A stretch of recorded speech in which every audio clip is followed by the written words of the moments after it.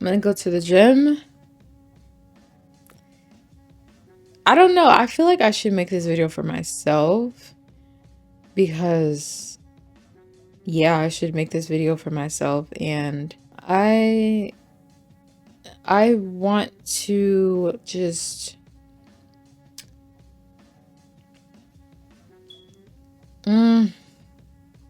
maybe this might be for the world, maybe this might be for myself, but I want to talk about how, let me look at my notes. Just give me a second. I need to scroll up, look at some of the things that I was talking about. I'm just sick and tired of feeling sick and tired of myself. And I'm young, but for a lifetime, I've felt like I was inherently, I'm kind of just coming up with the words as I go. I'm inherently wrong or just bad at being a human, being existing. And because of that, I was comfortable with, I became comfortable with the idea of just dying. Because where does that extend to? Like, once you're perished and you're gone on off earth, you're just spirit, you're just energy. Because of feeling like a weight or a burden to other people, I always felt tolerated in spaces. I was okay with the idea of dying. I never wanted to stay alive for too long, and I finally came to a point of accepting death and being okay with death at some point in my life. I don't even fear it because the only thing I do fear is not accomplishing all the goals I set for myself. And if I were to accomplish everything I wanted and then died like that, I'd be okay. I do not care about dying. I'm intrigued by death, meaning that I'm not like afraid of it as much. I don't really care about my family. I don't really care about these things. My moon is in Capricorn. I feel like I've been forced to care, like from an early age and on an unconscious level, through the ways people train people to behave in the society, like going to school, religious indoctrination. You're just pretty much set on earth to just consume, accommodate others, accommodate to other people's standards and the ways in which they live life. Consume, accommodate, take in, comply, and conform. I feel like I've been meant to just care about things I don't genuinely give a fuck about my whole entire life. I have to care about family. I have to care about birth dates. I have to care about just unnecessary loads of baggage I don't care about. I genuinely don't care. Do I want to be married? I don't even know. I don't even think I want to be married. Do I want to be with a man? All of these things, women are forced to uphold values and societal constructs that are human made, that we're supposed to value and live our lives by, really holds no weight to us as individuals. It's for someone else's life, right? But not like me, Mirage. Like, do I need these things to feel whole and to feel valued? I've been shown in the family as someone that is highly empathetic and sort of like this matriarch in my family for some reason. I know why. Because I have this ability to sense what people are going through and what they're feeling from this deep seated place somewhere in the psyche. And I know how to communicate from that place and understand people and show them that there are there are multitudes of layers that you can be, you can express, and you don't have to go on with life in a singular and secular way to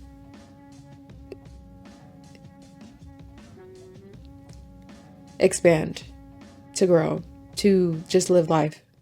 I hope that makes sense. Very vague, but people, there are situations in my life whereas I will force myself to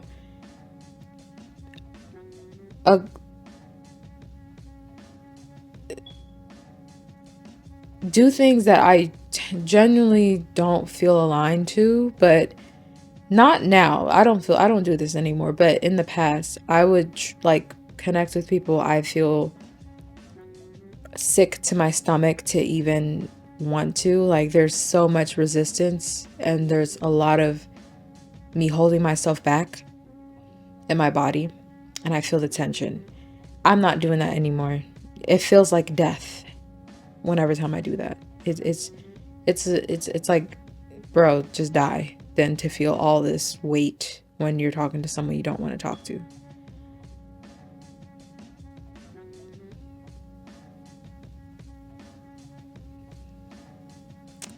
It's a situation that happened a couple months ago where I felt unheard, displaced, and wounded in every area. Like, I was just getting punched in every, like, I don't know what was going on at that time, but I felt unheard, and I felt like I did something bad for responding to reactive abuse, right?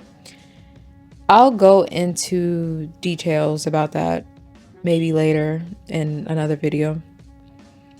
But I remember feeling like I was forcing myself to talk to someone that I did not want to talk to for that week or for that 2 weeks.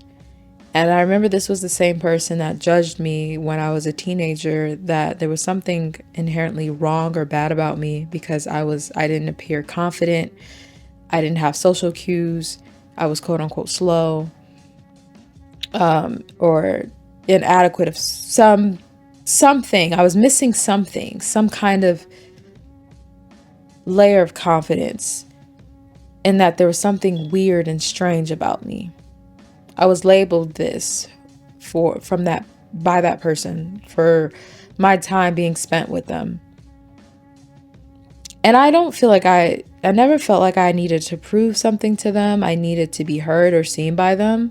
Maybe in the context of having a conversation with them and telling them a dispute between another person, and I would be voicing my frustration and my point of the story, and they dismissed me. They dismissed me before I even thought about talking to them. There were literally, some people you talk to and you're expecting them to listen. They don't necessarily need to agree or even understand where you're coming from, but you want to be heard and you want them to listen to you, and their response is what they were gonna say in the beginning anyways, leaving you feeling like I didn't even have to talk to you.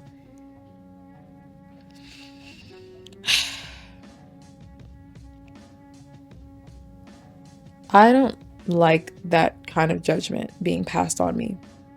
I don't like that shame being enforced into my psyche by another. I don't want to connect with this person. And that's where I was a couple months ago. I'm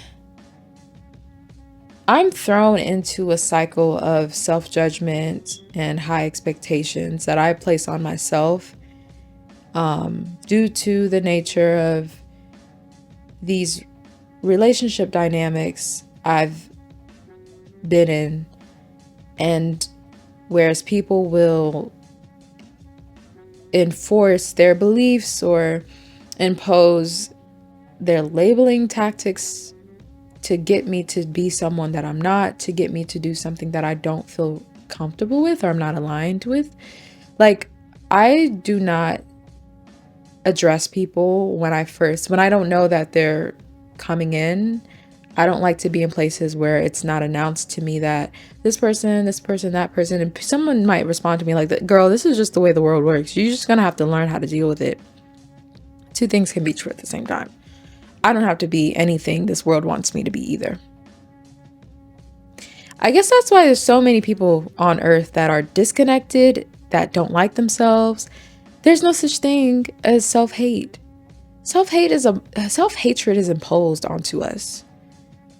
We don't just, we're born and then we conform and take in whatever capitalism, whatever our parents, whatever whomever throws at us, and take it in and make it a part of us. And then when we counter that, when we challenge these thoughts and these ideas, and we feel this cognitive dissonance within ourselves, within our being, because we are no longer going with the flow of what is expected of us, living in a system that is training you to hate yourself. And when you go against that, you're questioned. You are exiled by the people that tells you that they love you when they don't. And you now hate yourself. To other people, you look like a pot of self-hatred. You're confused. You don't know where you're going. And it shows that you're confused, and it shows that you don't know where because your finances is all over the place. You're in poverty. You are conflicted. You're dealing with a lot of internalized shame and self-rejection. There's nothing in you that speaks and is a resonance to this high vibrational spirit of love and enlightenment. You're just a pot of shame, and you need to uphold certain positive words of encouragement, affirmation, so you can get yourself out of this state. Because when you're here, nobody's gonna want you. Nobody's gonna like you. Therefore, you need to act. You need to pretend. You need to fake it till you make it, until you finally feel whole again. Because that's just how law of attraction works. Your thoughts create your reality. Your feelings create your reality. If you're traumatized, you need to have tougher skin and learn how to manage it, because nobody's going to save you. Do you not understand how angry that whole sentiment just makes me feel? It sounds crazy to you, right? You shouldn't feel sorry for yourself, because nobody's going to save you and your life won't change. This is why systems like capitalism and everything we've known about our world today stays the same, because nobody is a forward thinker. Why do you say these things? Why do you say things like nobody's going to save you? That's information we are highly aware of, and that is known to all of us, that because of these systems, it's not meant for anyone to save anybody. It's a dog eat dog world.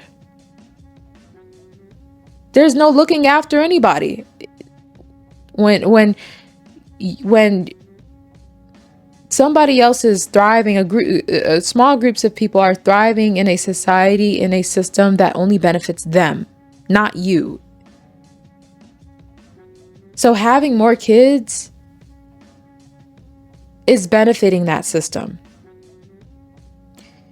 You're creating a land of people that do not use their brains, do not trust in themselves, do not anchor in this strong sense of inner knowing and inner trust.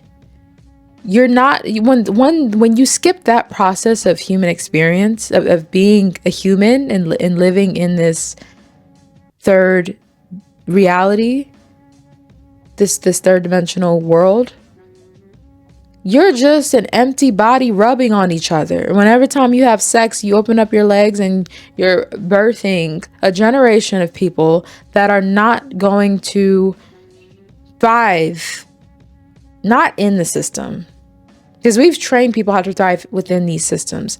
To thrive and to flourish outside of the confines of capitalism and this hyper individualistic patriarchal territory.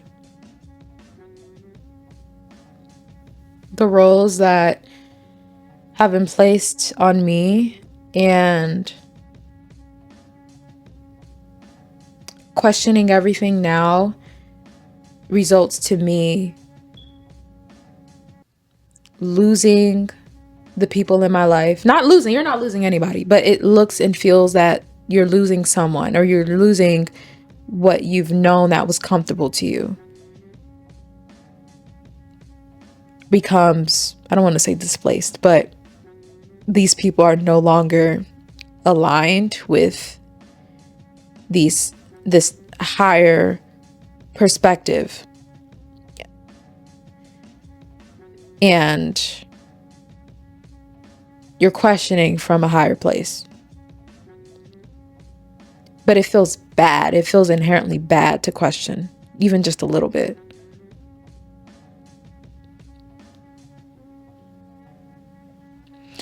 It feels like when you're going through this phase of self-realization and inner inventory, you come to a point in realizing that, wow, who I've been and who I've acted as, the role that I've been playing doesn't suit me any longer, and it suited other people. It still benefits other people in the making of it. It's making others comfortable with non-confrontation. It makes other people comfortable knowing that they can get things free out of what should be earned by that individual, what should be a process of learning how to work with yourself on a holistic level. When we're talking about mental health, when we're talking about nurturing the self and therapy and all these different topics relating to self-help, self-care, people take advantage and use other people as punching bags, emotional punching bag, energetic punching bag. Using other people as a punching bag doesn't always look like throwing out your anger onto other people. Sometimes it's extremely subtle.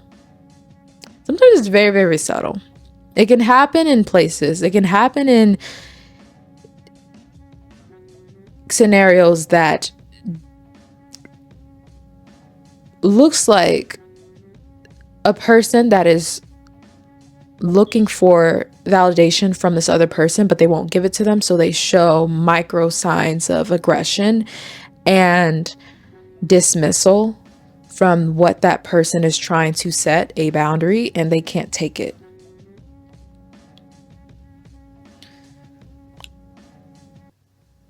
As long as give me a second. So there's this book I've been reading. I said I would try to get to chapter 14 today. The Handless Maiden. And I was trying to write what the Handless Maiden meant to me, because I set an intention with Spirit, direct me to a page that speaks to me. And I was told the Handless Maiden. I flipped to the Handless Maiden, and I wrote down what I felt the Handless Maiden meant to me. And I'm going to share it with you guys. Just give me a second. I have two things that I want to share at the same time. My brain is like, and my mouth is like. So here is the Handless Maiden. It's everywhere. I feel like this means you're just as far as you're going with everything in life. Nothing is ever permanent. You have to try. You have to see it for yourself to keep up with a raw connection to the divine. It's understanding that you are truly never alone. Your hands are your anchoring source of connection with everything moving in life. Everything living in this lifetime. You bring yourself to places with the help of your hands. Your hands should be not taken for granted. You create or burn worlds with these hands. Your hands can also symbolizes strength in development, taking one step at a time, taking things by seed length. One seed a day means exponential growth with consistency, even if it's so small and minute to the changes you are harvesting to come forth with. A handless maiden is a woman who betrays her natural role as a feminine archetypal woman who ends up embodying roles that does not exude that je ne sais quoi. Okay, I'm just like je ne sais quoi. But no, seriously, that's I feel like that I wasn't finished with that response, but that's what I came up with so far. And obviously it represents, there are a variety of different themes that journey explores, but I'll get into that another time. And I want to read this. Well, I don't want to read everything, but I feel like I could potentially, no, actually the opposite. Anything that I did not do to another body in this lifetime is not going to be passed down to me. I believe in karma. I do. And if I had done something to somebody, whether that's 4 or 5 years ago, the lesson is being learned. And if I wasn't intentful, if I did not come from that place of, I want to sabotage somebody, then I rebuke any and everything that I did not put out. It is not my energy. It is not my responsibility. Moving forward, if I'm carrying, if the theme in the family cultural understanding of baggage carrying, karmic lessons to be learned, or whatever, that if you as a mother or as a wife, as a woman, as a matriarchal symbol in the family does not fall accordingly to the roles and the portrait of what that looks like to our cultural functioning and the demands that you have to obey by, you will be persecuted energetically and spiritually. That is a known cultural understanding and something that they uphold within that group, that community. I don't align with. It's crazy. You put everything on the woman. You put everything on. It's ridiculous. And that if you as a mother, as a woman, as a wife, as a matriarchal that echo of matriarchal presence within that family dynamic, if you're causing disturbance because you want to liberate yourself from what no longer serves you, whether you're in a relationship with a man, your husband, that is abusing you and that you guys do not get along, and you choose as a woman, you choose to follow your innate instinctual inner knowing of what actually does not serve me anymore and how I should actually follow suit and follow that voice, and that is damned That is other people in that family in that are telling that woman she is cursing her lineage, she is a shame-felt woman. I rebuke that. I do. I rebuke that, and I'm not carrying no male's karma. I didn't do shit to nobody in this lifetime. I didn't do nothing. I never did anything to anybody to suffer. You know, I rebuke that. Who God bless, no man can curse ever. It all backfire. This word. Who God bless, no man can curse ever. What's done in the dark, come to light, light. I'm not playing that game. I'm not carrying nobody's family's karma and baggage. I don't care. I'm not carrying nobody's baggage. So any form of trauma, whether that's like fawning, this people pleasing archetype, someone that has to perform and behave a certain way that falls in line to what another person is unconsciously needing that person to behave and portray to get their needs met. So both of us can be fake and inauthentic, right? That's basically what I'm saying. This codependent relationship between the narcissist and the people pleaser.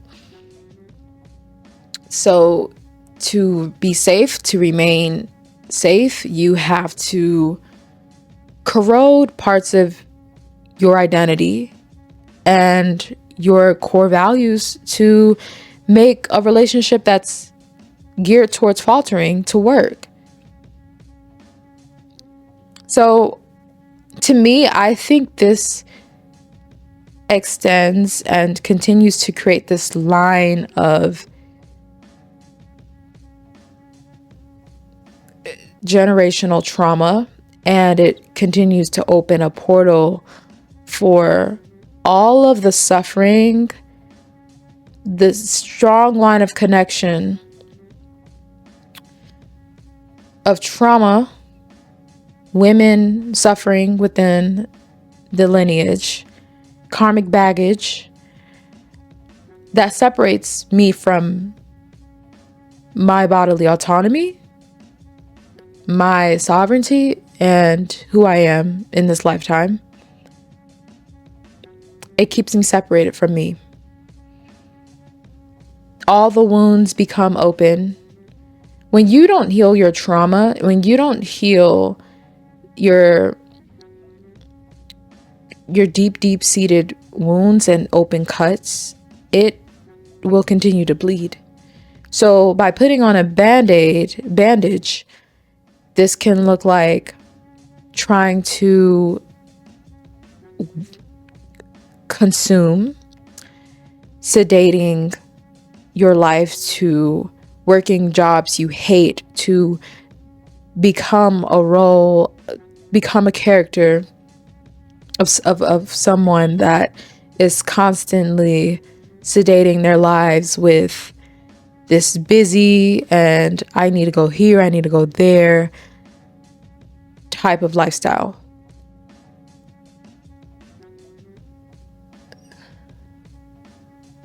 It's like everything you do is calculative, and it is to symbolically ignore the parts of the shadow that actually needs to come home to you, and that needs to be fed more of your time and in your consciousness with. But instead, because you are not aligning with the natural and organic role of what it is to be yourself, what it means to be who you are meant to be in this lifetime, you subtract that and you use coping mechanisms like, for some people, marijuana. For some people, you have your vices, and you're mending that pain with a bandage that's not it's not meant to heal those broken legs, those open deep sores. Because of this, you'll find yourself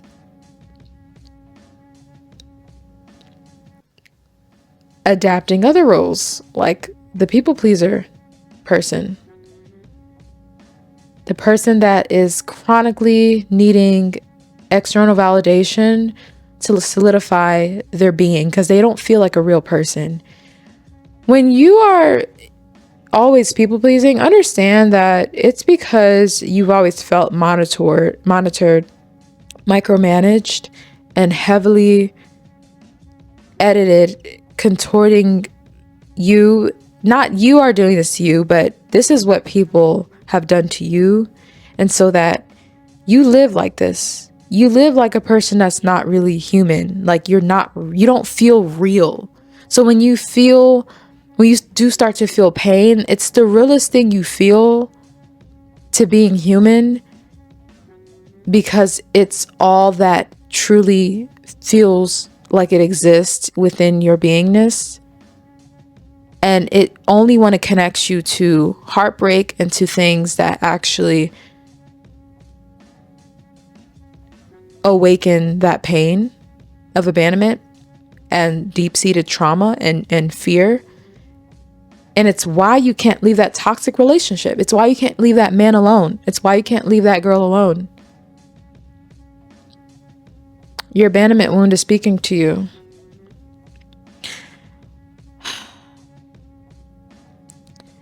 Whatever karmic baggage they have has nothing to do with me.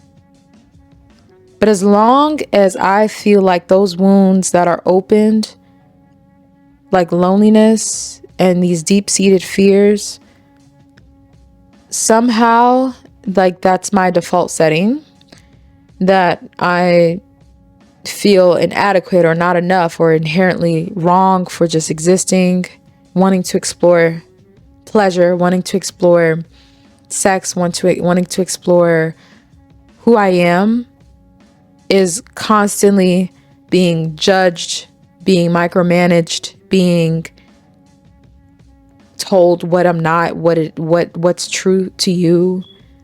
Stop being a follower to this American society, whatever that's what was told to me growing up. And that you're not enough, and etc.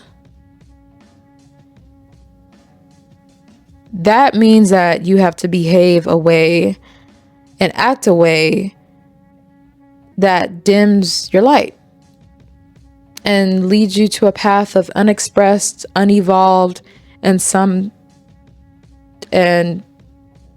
being someone else's bitch in this world. And that's not who we are.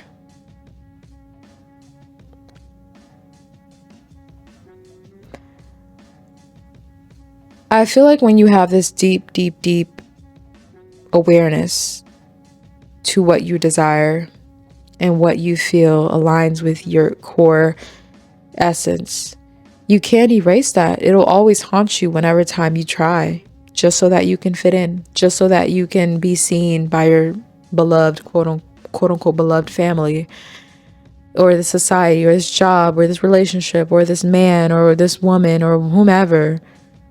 You never will. You're never going to be accepted. And it hurts because it almost challenges your humanness. Am I even human? And it's like you're abandoning your inner child when you are needing all of the validation in the world right now. Not even just from yourself, but you are needing validation, period. It doesn't matter where it comes from. And to understand that this form of needing approval from the external world, from your family, from this person, from that person, actually excludes you further away from yourself. Because you can do the same thing. You can validate yourself. You can validate your experience.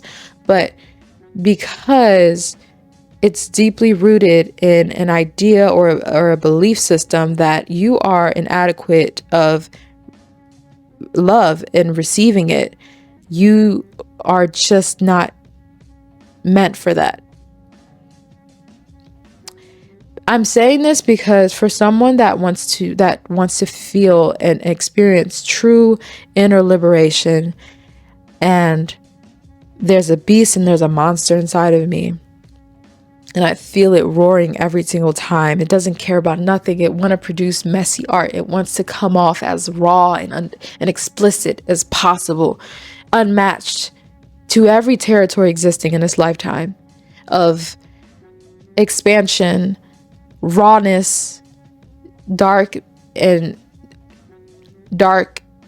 feminine, masculine energy.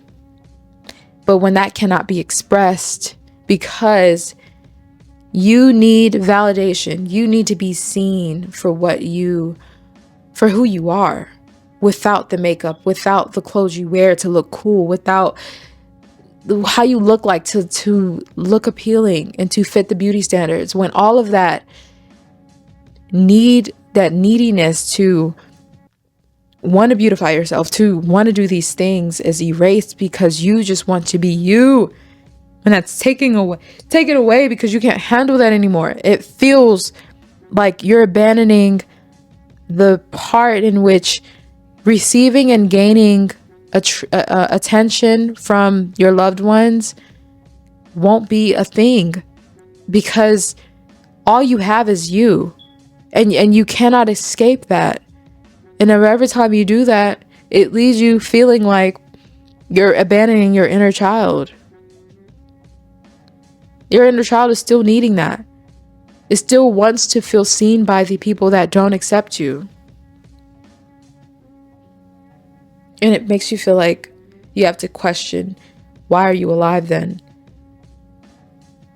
And then it validates the rough and cold experiences you've dealt with, being alone, financial issues, financial burdens, hardship that you've been through. It validates that experience as truth, that this is actually who you are. Because if you didn't go through that, wouldn't you have had a better experience in this life? Wouldn't your people have taken you in if you weren't so weird, if you weren't so obnoxious, if you weren't so but bright and different? No.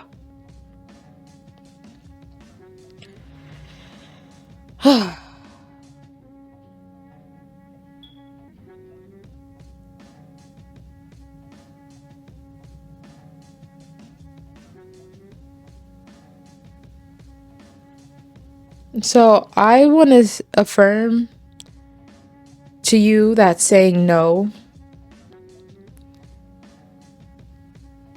is saying yes to yourself. And if it doesn't resonate now, it will. You are like a battery. You're going to need charging. Or you're like a circuit. You're like a electronic device. And I'm not minimizing your human and expansive experience on Earth to a data that tracks whatever the fuck it tracks. No. But at the same time, I'm using this as an analogy. You're going to need charging. You're going to need to charge. How do we charge? A lot of times we charge by way of allowing ourselves to explore what the creative and sexual energy entails and what it is here to provide us with. When that's suppressed, when that curiosity is blocked, but when you are not exploring these things, you will have a very hard time with life. You have a very hard time with life because understanding life is understanding that art imitates life, life imitates art, and that creativity is crucial in the making of movement the making of shifting paradigms. Thinking does not require creative momentum. You don't need to think in order to create. I think we don't understand that too well because this world teaches us to think without taking a pause, without taking a break, to allow the downloads to flow in. Okay, I'm almost at 40 minutes, but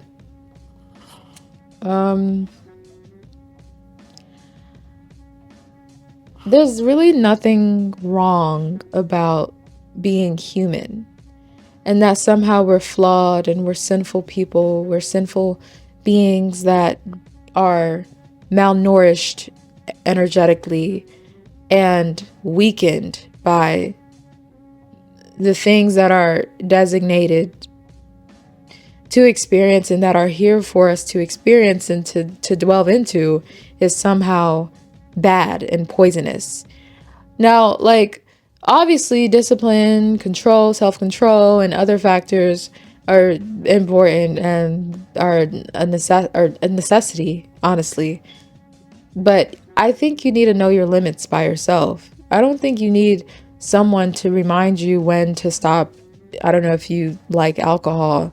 You need to, you know that it's bad for you. And if you don't have that sense of control, obviously there's like a stronger imprint there.